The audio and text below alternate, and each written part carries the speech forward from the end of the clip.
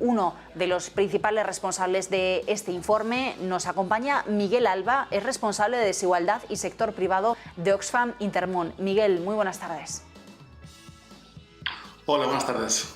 Banca minorista y desigualdad económica es el título del informe que habéis presentado hoy y te pregunto, ¿de qué manera puede la banca minorista ayudar a reducir esas desigualdades? Lo habéis investigado a través de 3 patas principalmente. Sí, efectivamente. Hemos puesto el foco en 3 dimensiones esenciales, que es cómo se relacionan los bancos con 3 colectivos preferentes, ¿no? Por un lado, con los clientes, por otro lado, con su personal, con los trabajadores de las propias entidades y, finalmente, con lo que es las administraciones, ¿no? Y vemos que donde tiene un elemento más diferenciador, puede tener un elemento más diferenciador la banca minorista a la hora de reducir las desigualdades es, pues, evidentemente, en los productos financieros y las condiciones que facilitan a clientes, sobre todo los más vulnerables, ¿no? Aquí estamos hablando, por ejemplo, de inclusión financiera, de que pueda haber productos financieros más amoldados a colectivos vulnerables que tienen más necesidades que se pueden cubrir, digamos, a través de productos financieros específicos, pero también como medidas de protección al consumidor, de forma que no vulnerabilicen más a colectivos que ya viven la precariedad y sobre todo también a través de una política de créditos que priorice y incentive prácticas empresariales responsables en temas pues, que tienen un impacto directo sobre la desigualdad, ¿no? Temas fiscales, temas de derechos laborales, salariales, etcétera.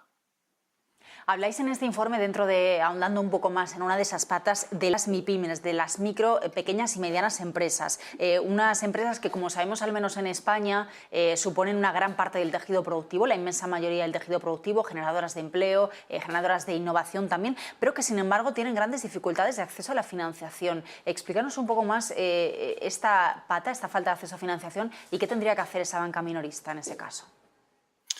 Bueno, entendemos que muchas veces las pymes son empresas que a lo mejor tienen unos ángulos de rentabilidad menores que las grandes empresas y, por lo tanto, en muchos casos pueden ser, los bancos las pueden ver como sectores o como colectivos menos rentables para poder, digamos, hacer productos más específicos para ellas, ¿no? Entonces, justamente lo que proponemos es que sean capaces de poner en marcha productos financieros más amoldados a las situaciones específicas de pymes en sectores pues que a lo mejor para un banco es más difícil de financiar, ¿no? Por ejemplo, el sector agrícola entendemos que para muchos bancos supone un riesgo muy alto y de esa forma muchos productores pues se quedan sin productos financieros, digamos, que les puedan ayudar, digamos, a hacer todo el ciclo, digamos, de producción y comercialización de sus productos, ¿no? Entonces, a través de esa flexibilidad, de ese amoldamiento, digamos, a condiciones específicas de empresas en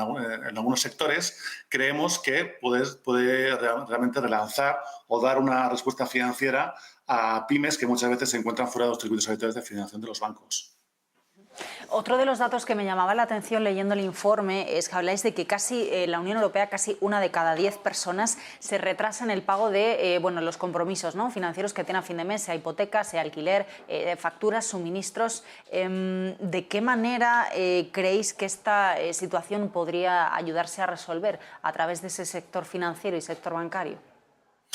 Bueno, lo que son las políticas de crédito, o más bien las políticas de evolución de los créditos, a veces pecan un poco de ser excesivamente rígidas, ¿no? De tal forma que si hay algún colectivo, alguna persona que está en situación de vulnerabilidad que le lleva a hacer algún impago y eso se deriva en una serie de actuaciones contra esa persona, pues puede ser ejecutando alguna garantía, con un desahucio, un caso muy específico, pero también incluyéndola en registros de morosos, pues realmente eso alimenta una espiral de vulnerabilidad, con lo cual deja a la persona aún mucho más vulnerable y aún mucho más empobrecida, ¿no? También puede explicarse esto a las pymes, ¿no? Entonces, que haya una cierta flexibilidad en los mecanismos, digamos, la respuesta de los bancos hacia posibles impagos, entendemos que puede ser una política muy potente para que esa vulnerabilidad no acabe de estallar, ¿no? Entonces, hablamos, por ejemplo, que para ello entendemos que tiene que haber, digamos, una banca como más personalizada, por decirlo de una forma, ¿no?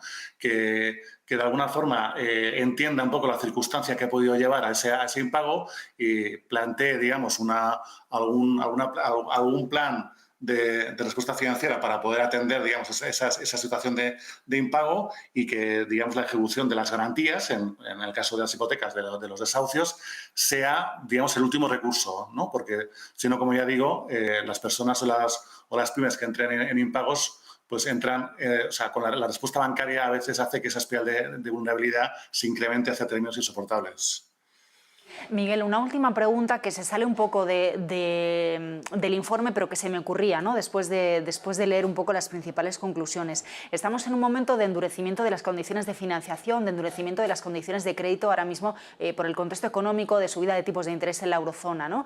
Estamos viendo ya cómo se endurece, ¿no?, ese acceso al crédito en algunos mercados. Reconocía el propio Banco Central Europeo hace apenas unas semanas.